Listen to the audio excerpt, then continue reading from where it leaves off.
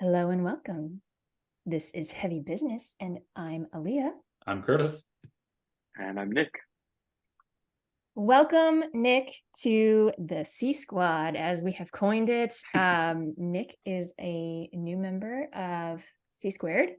And Nick, if you could be so kind, would you be willing to share a brief summary of who you are and what you are doing here at C Squared? Yes, absolutely. I'd be happy to. Thank you.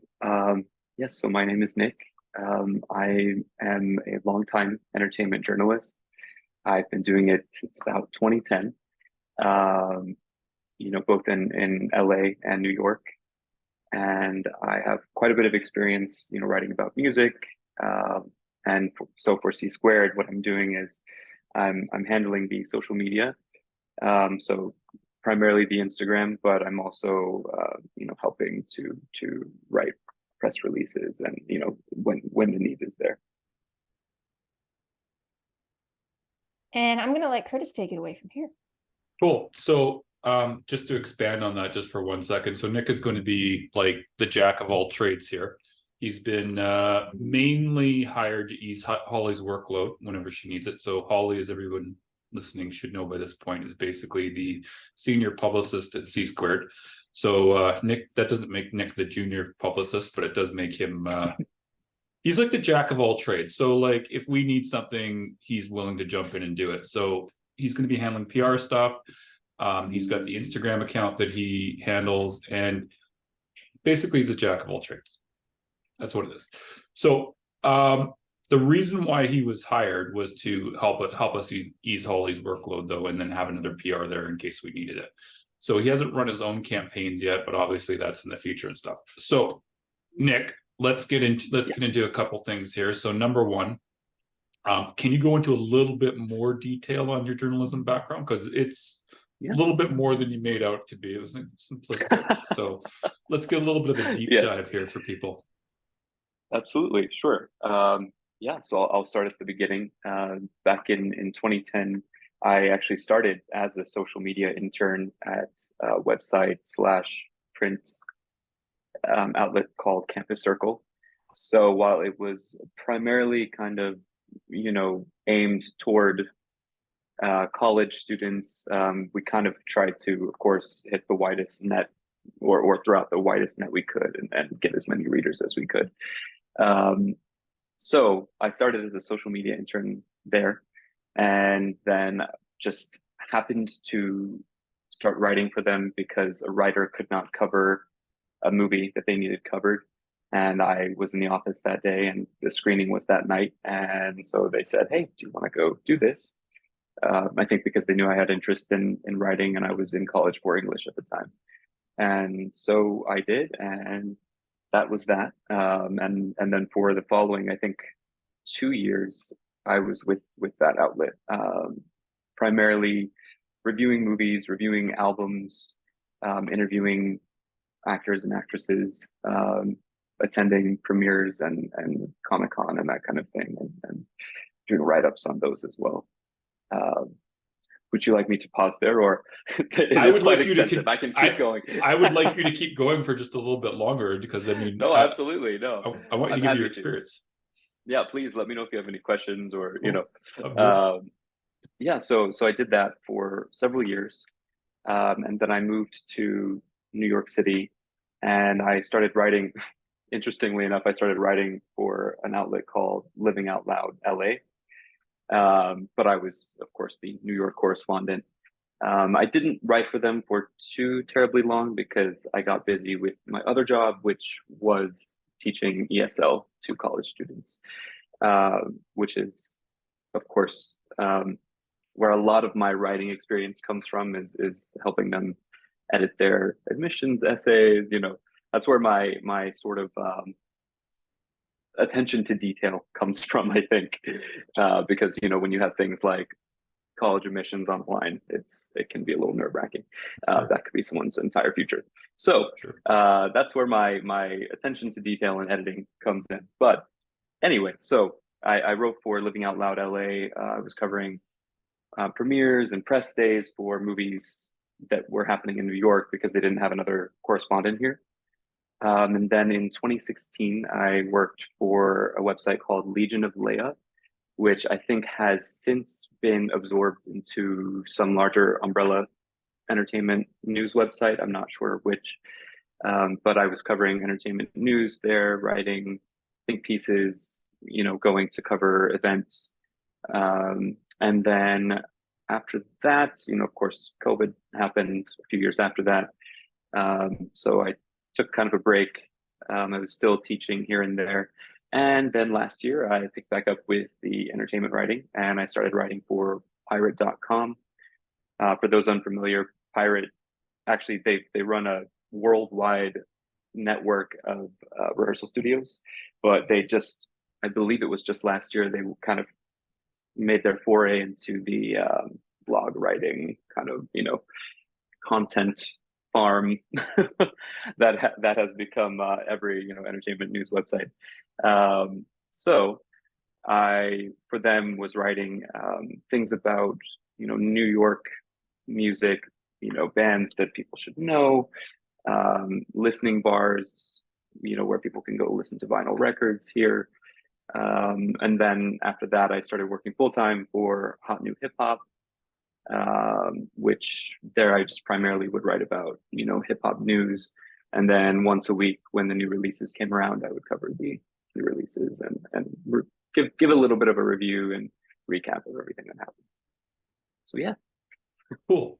So now you've primarily been writing about hip hop for the last little while. So can you kind of explain to the listeners the difference between writing for that genre versus what you're going to be primarily doing here with metal? Yeah, absolutely. Cool. So I would say that, at least, this isn't my personal experience. I would say that because there is quite a bit of, how can I put this sensitively? There's quite a bit of, personal things that go into the lyrics of hip hop or rap, and a lot of beef between rappers, a lot of dissing here and there, and it's so a lot of the time, basically, the point that I'm making here is a lot of the time when I write about rap or hip hop, a lot of it is focused on like, what do these lyrics mean? Who are they about? Who did this person speak about in their music? Whereas, again, in my personal experience, I feel that writing about metal, or really many other genres, I've written about pop music in the past and just rock as well, and I've also written about metal in the past. I think it's more analytical, it's more about the music, if you will, rather than just the lyrics. It's more about the overall sort of story of whatever is happening in the song, whether that be sonically or lyrically or combined. It's not so much about, interpersonal relationships between, the metal artists with other metal artists and if they're fighting or, and that's not to say that I never wrote about the actual music when it comes to hip hop. It's just that that's always something that had to be considered, because often there were, big fights happening and people would release music as a way to respond, as anyone who listens to hip hop will know. So that was always something that had to be considered. And I feel that in metal, that's not so much the case, for the most part. I have a question, Nick. So yes, I'm going to rephrase how I was about to say this, because this was going to sound ultra blunt, and I don't want to quite do that. So no problem. You have written rather for a variety of genres, and I'm assuming is the key word, and you can correct me if I'm wrong. Yes. That you don't always like every genre that you have to write about. Is this correct? Absolutely. Yeah. Okay. Cool. Yeah. Absolutely. Yeah. Cool. Okay. So now, looking at it from like a writer point of view, because I've actually had this question come to me, like, okay, what if the person writing my bio or writing my press kit doesn't actually like my music? Like you and Corey, for example, like the music, but like, let's say the writer doesn't. How would you go about that? Like, if you personally aren't quite into the music, Mm. but you've been assigned that band as a client. I don't know, it's like a grindcore band. I don't know if you're into grindcore, but this is an example. Let's say you're not a grindcore fan. You get Right. told, we have this grindcore band, we love it, need to write up a press kit. What do you do? Yeah, no, absolutely. I've definitely written quite a bit about music that I am not personally a fan of. However, and again, this is just something that's I personally try to do is I try to find the value in anything that I write about, because it's really the same when I'm writing about beef between two rappers. I have zero personal stake in that, and I truly don't What? care. I know, surprising, I know. What? And no, and I really don't care. But the thing is, when you're writing, you have to look at it as what you want the reader to take away, not what do I personally, especially when it comes to PR. It's not about, what do I personally think of this? For example, I don't necessarily listen to Doom. However, I absolutely can see the value in it, and I understand why people like it. And I think that's the most important thing about writing. And I think that it could probably lend itself very well to PR as well. Just finding the value that other people will see rather than what you personally place upon it. That is 100% what we have talked about like a million times. Yeah. Aaliyah, do you have anything on that? Actually, I was kind of wondering, when you're writing up, when you're doing a write-up on a band or an album or something, Right. what are your views on how some writers go really negative and insulting bands and musicians? Do you ever feel like that's warranted, or what's your take on that side of music journalism? Right. That's a good question. Well, truthfully, I feel like I've been on both sides because there were a few very bad reviews of the music that my band released, and I have also I don't ever go into the scathing kind of journalism lane. I would prefer to try to keep it, because to me, of course, it's going to be somewhat subjective.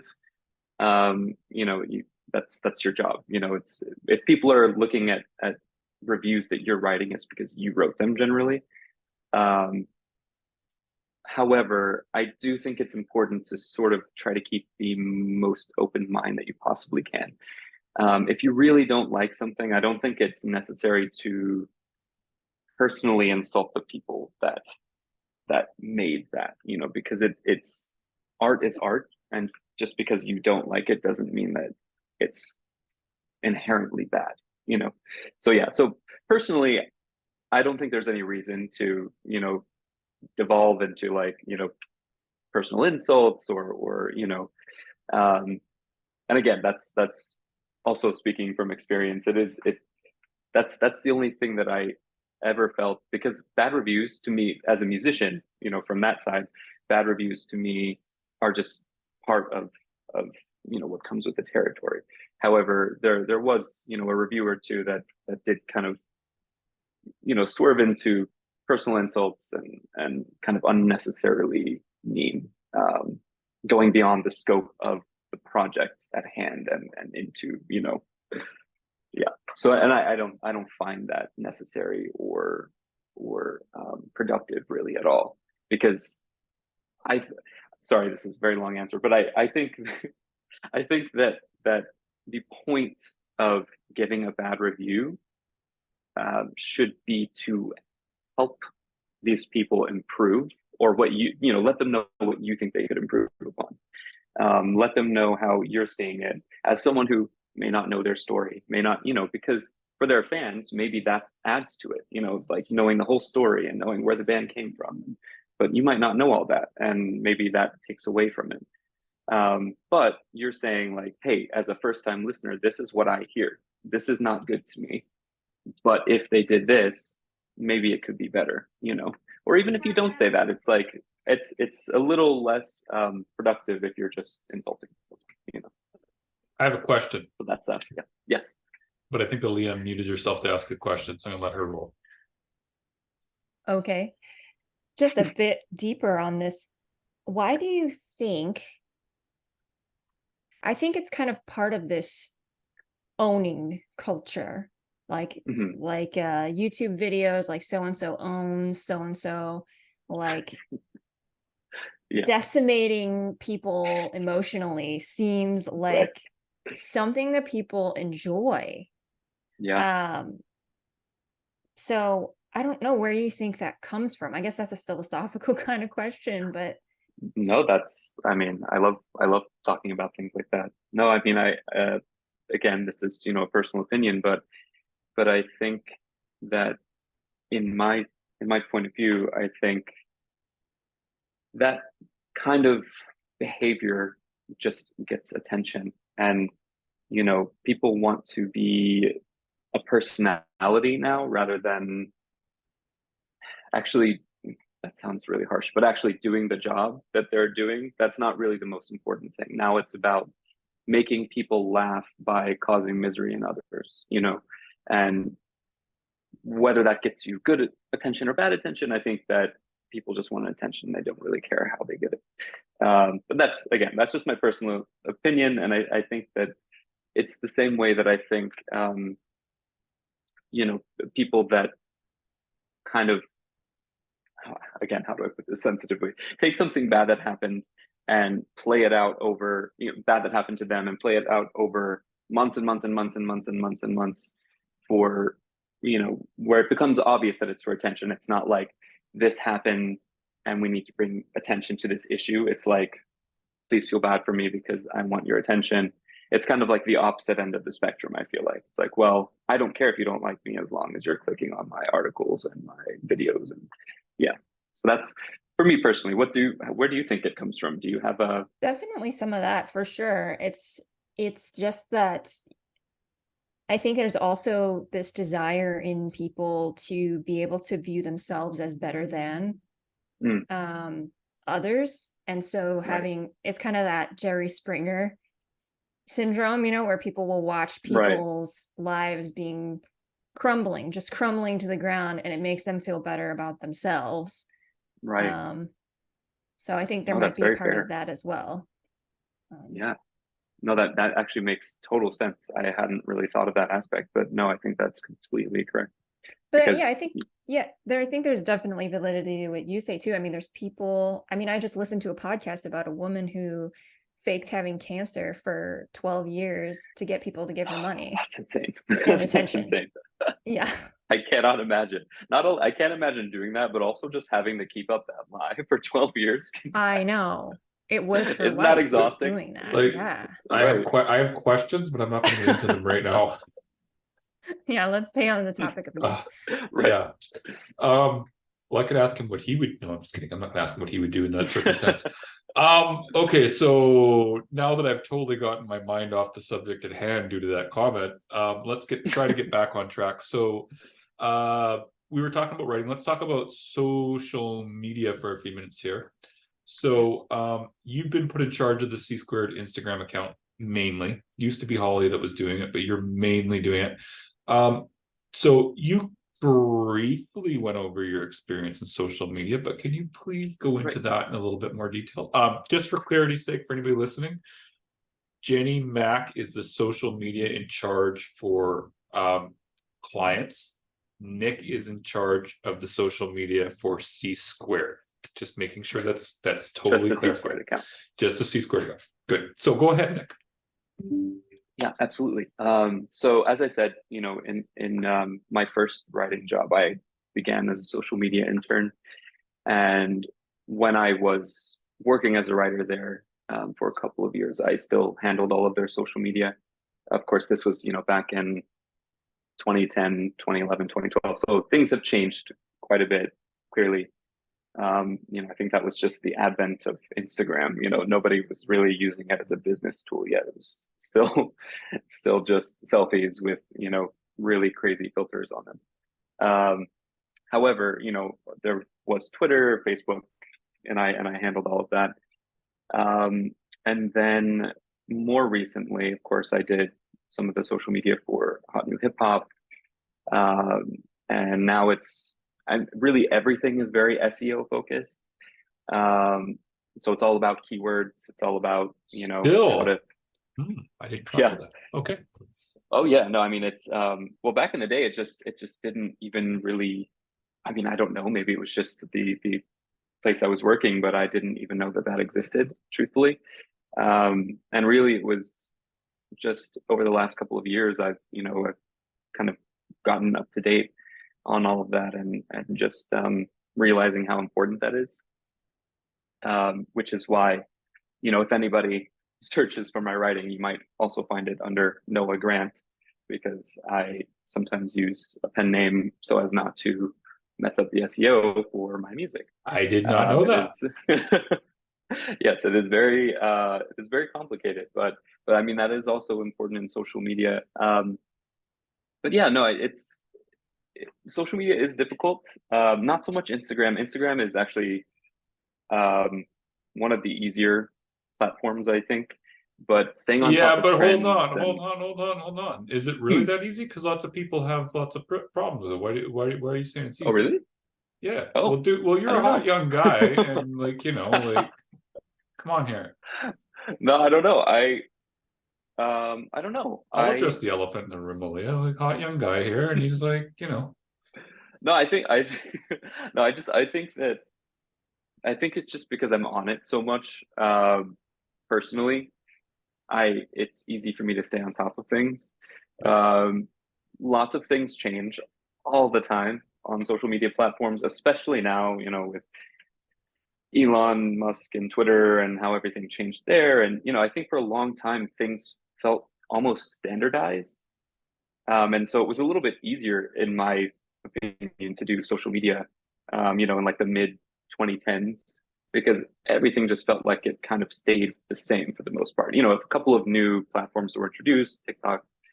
Um, However, now, things keep changing hands, and that means that, the standards are changing, the way that things work are changing. Instagram just started Threads as a competitor to Twitter. It's I think the hardest part about social media in general is just kind of staying on top of things. you know I agree. yeah, platforms like, TikTok, for example, are um you know of course there are issues with every platform. However, TikTok, at the very least, they tend to send out things to creators saying like, hey, this is what we're going to be focusing on this week, these keywords, these trends, this. So you can sign up for emails if you are a creator on TikTok, and they'll basically tell you what's going to be trending, and what they would prefer the creators to focus on. So I feel like it is a little easier on TikTok. Hold Yes. up. Is this common knowledge? I didn't know this. Is this common knowledge, Leah? I don't think wouldn't say it's common knowledge. I think Okay. it's Oh. something that people who are serious about being influencers or being present on social media know about. Because I get messages from one of my friends who is a cosplayer, and she'll say that she heard this and that. And I'm like, oh, Yeah. yeah, I'm kind of tuned out of it. But So this is Yeah, no, not common knowledge. I think it's so when you so I and again, I only really know this because of music, but when you switch your account over to like a business account on TikTok, they kind of send you these things. I mean, and that's how it also allows you to like promote posts the way that you can promote posts on Instagram. Um, However, TikTok, for those who don't know, and may be interested in promoting their music or something like that on TikTok, the good thing about promoting there is that you can choose what your results will be, basically. If you promote posts on Facebook and Instagram, you're going to be sort of just like throwing things out into the void and hoping that people see it, hoping it gets to the right people. And, sometimes it does, but on TikTok, it says, do you want the focus to be more followers, more views on this video, more messages, more, that kind of thing. So you kind of know what you're going to be getting. So as controversial as TikTok tends to be sometimes, it is a pretty good platform for creators who want a more focused and a little bit of easier time getting their content out there. Fair. Where was I going with this? 'Cause I'm sorry, you just fascinated me with this. No, I'm so whole thing. sorry. Yeah, I went on a tangent. No, it was good because I didn't know anything about this, and it sounds like Aaliyah didn't know either. I didn't know that you could even get those notifications and stuff. That's fucking cool. Well, we can thank Corey because she told me I Oh, needed to Corey focus on told you, doing she didn't- TikTok. Well, no. She just told me I needed to focus on TikTok. Oh, okay, and that so part's okay. Okay, I was about ready So to I- message her, going, "How come you didn't tell me about why this didn't shit?" you tell me? Okay, cool. Okay, so where was I going with this? So Instagram. So Ali was going to say Yes. something. No, I was just going to say we were just going on the path of social media. Yeah, that's right. Yeah. So we only got a couple more minutes left. So I'm gonna like wrap with a couple final questions unless Aaliyah's got something, and then maybe we'll have you back another time to Sure. be part of the C Squad. So what do you feel that you bring to the company that we didn't have? Question number one. Job interview, Nick. That you didn't have. Yes, Oh, I job can't interview say time, that. That's Nick. insulting. No. No, honestly, Ooh, it is. burn. Just kidding. Oh. No, I don't know that you necessarily didn't have something, honestly and truly. Because really my frame of reference for that would be having worked with C Squared as a musician. I just think that, again, the way that I write is that I try to find value in everything, and I really try to build as much of a story as I can, especially when it comes to music, because I think that that's such an important part of gaining traction with music. I mean, again, not that I'm, some hugely popular musician, but, I think in terms of getting people interested, there has to be a story. And if it's well written, you can pull people in. If it feels like a run of the mill press release, that's what people are going to see. It's going to be, okay, they sent this, the PR company sent this, and okay, cool. Yeah, it's a press release. They're releasing a song. Cool. But, I guess my goal would be, at least in writing, for C Squared, would be to, sort of focus on pulling people in and helping them to realize that there is a story behind every artist. And most of the time they're incredibly interesting stories. Like of course now the name is slipping my mind, but the Holics that I just wrote for the Kilter? opera. Yeah, Kilter, yes. Yeah. Kilter's opera. I mean, that was incredibly interesting. Like that, and again, not that I never got a run of the mill press release written by you guys, so but if it was run of the mill, people might not find it interesting. So I guess I just personally would just like to highlight the story behind each artist or each project. That was a very good answer. Okay, so Thank you. my final question, unless Aaliyah has something for you, is what would you give as one tip to musicians who can't afford to hire a PR, but they need to write a bio? What would be the key piece of advice you'd give them, the one thing for their bio? Right. See, now this is an interesting question, because I also have an incredibly hard time writing my own bio, or at least I did for the longest time. So I would say, talk to a friend who knows your music well. Maybe ask them to describe it to you. Ask them for some adjectives. Ask them for what they see in you. Because I think in order to write a bio about yourself, especially, I feel like a lot of musicians are very self-critical. So I think you have to remove yourself from the equation as much as possible. Get out of your own way, basically. So I would say, reach out to maybe a couple of people that know your music, know you well, and ask them to describe it, ask what they see in it. Cool. That's all I have, Aaliyah. Do you have anything? Well, I'm going to steal a question from Corey and ask, what's your favorite dinosaur? My favorite dinosaur? Oh my goodness. Oh, that's a good question. I used to be obsessed with Jurassic Park as a kid, so now I'm flashing back. Oh, is it